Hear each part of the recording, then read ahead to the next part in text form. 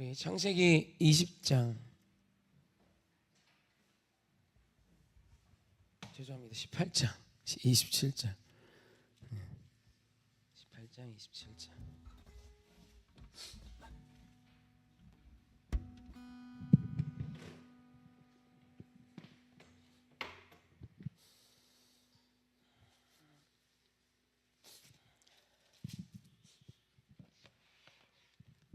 다 차신 줄 알고 한 목소리로 함께 합독합니다. 시작.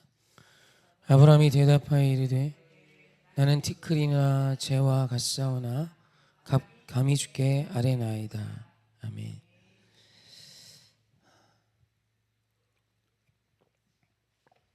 오늘 이 말씀은 아브라함이 소돔의 심판에 대한 하나님의 계획을 듣고 하나님께 소돔 땅을 위하여 기도하는 것입니다. 그러면서 제시한 기도의 내용을 우리는 압니다. 하나님, 그 땅에 의인이 있지 않을까요? 아무리 그 땅에 죄가 창궐해도 그 땅을 의인들과 함께 심판하시는 건 하나님 주님의 공의 앞에 옳지 않습니다. 그러니 감히 아뢰오니 50의 의인이 있다면, 45의 의인이 있다면, 40의 의인이 있다면, 30의 20명의 10명의 의인이 있다면 용서하소서. 자, 하나님께서 10명의 의인으로 내가 그 성읍을 심판치 않을 것을 말씀하시죠. 오늘 우리가 좀 생각했으면 하는 것이 아브라함의 기도가 소돔을 위한 기도였다는 거예요. 소돔의 심판이 아닌 소돔의 구원을 위한 기도. 이것은 사실 우리 한국교회가 좀 많이 생각해 보아야 할 부분이라 생각합니다. 소돔에 무슨 죄악이 있었죠? 우상과 사신과 우상 숭배가 가득했던 땅이고, 음란과 술 취함과 방탕함과 나아가 동성애도 있었던 땅입니다. 19장에 보면 이제 롯을 찾아온 천사들을 소돔 성의 남자들이 내놓으라 막 하죠.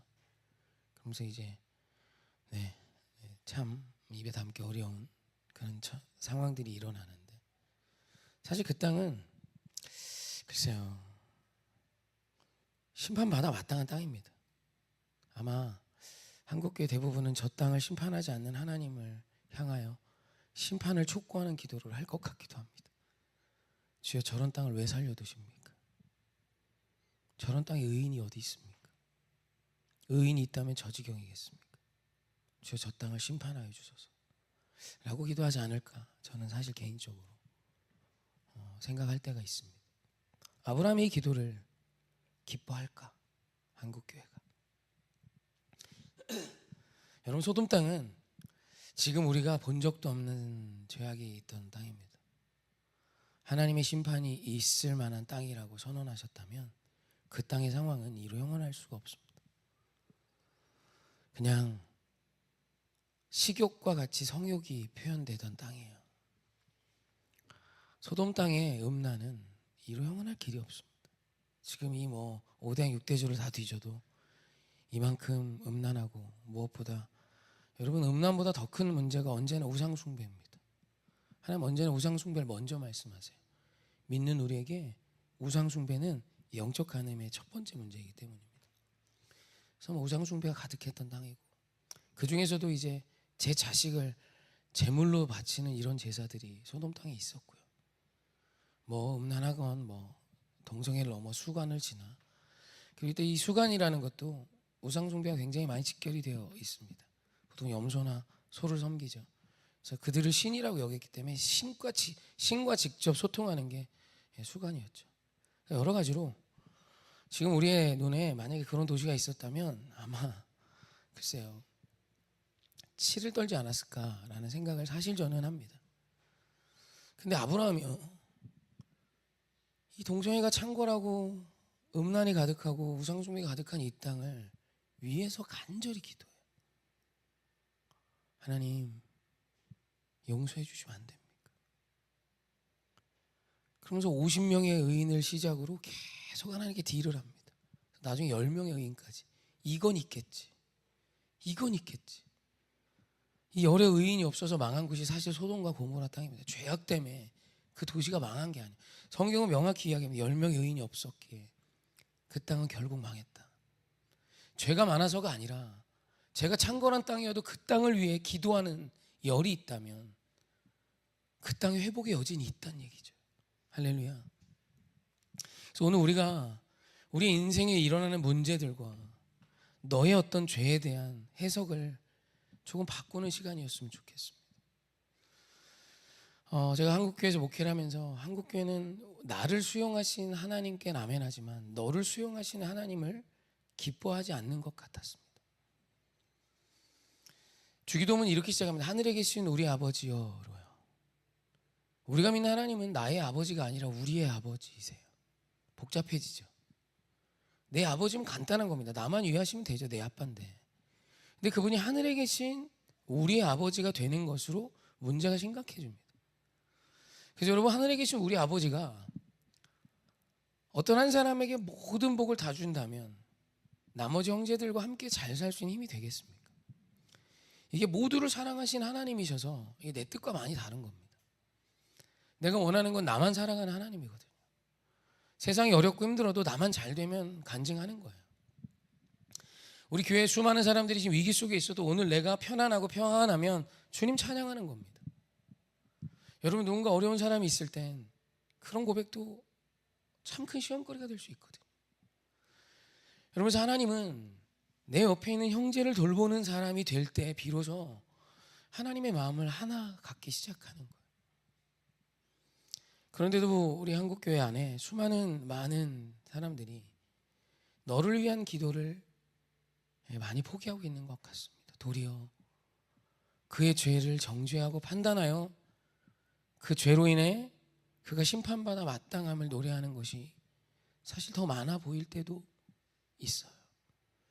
사도 바울은 말합니다. 오늘 이번 주 수요일도 이야기했지만 디도서를 통해서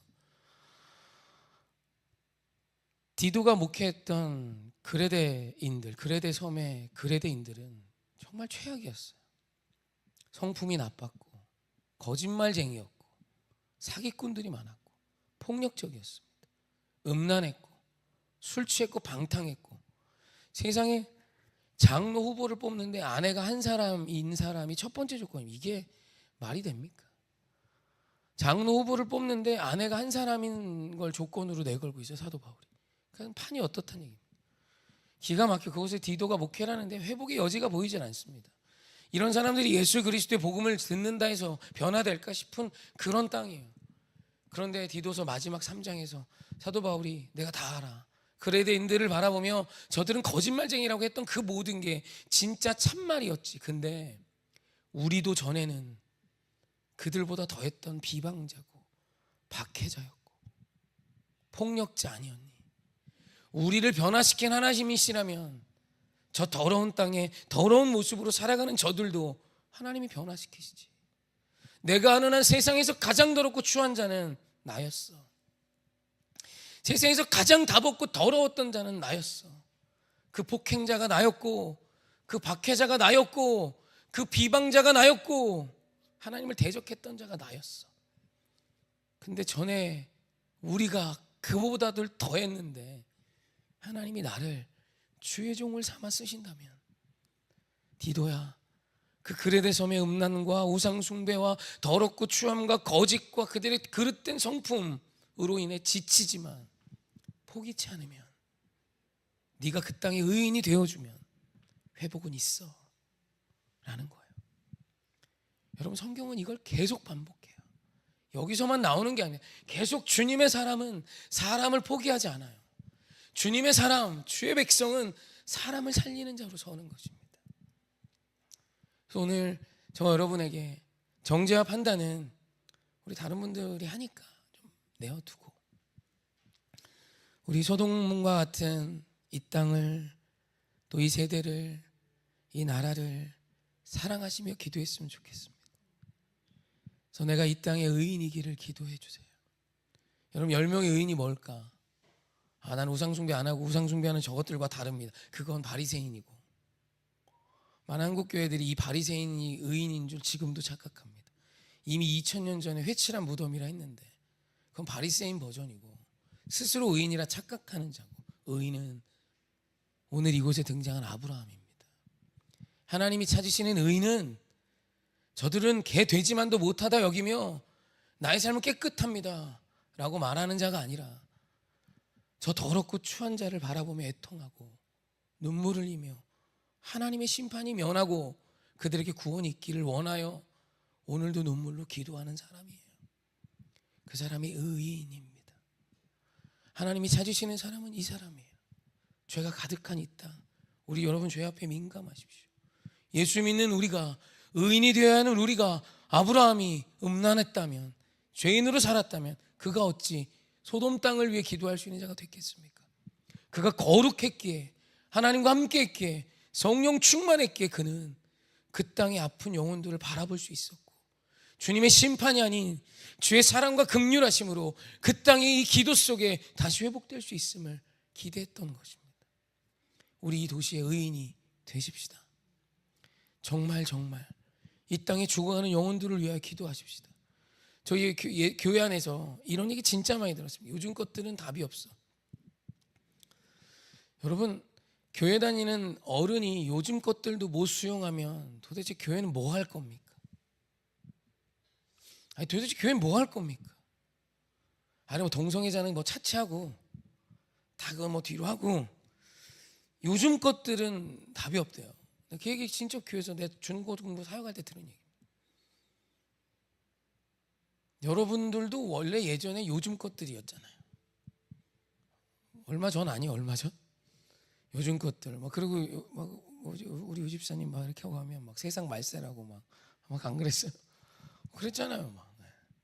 저희 어머니도 그 왜 저희 때 힙합 유행해가지고 똥싼 바지 입고 나가면 도대체 바닥을 다 쓸고 다녀라. 세상이 말세지 막 저런 것도 옷이라고 막 그러면서. 저희 할머니는 찢어진 옷 입고 갔더니 너희 엄마가 이런 걸 입혀주니? 그래서 막 혼내고 막 웃으신 거죠? 너희 엄마가 이런 거 입혀주니 막. 아니 그 유행이 할머니 이해가 안 돼, 이해가.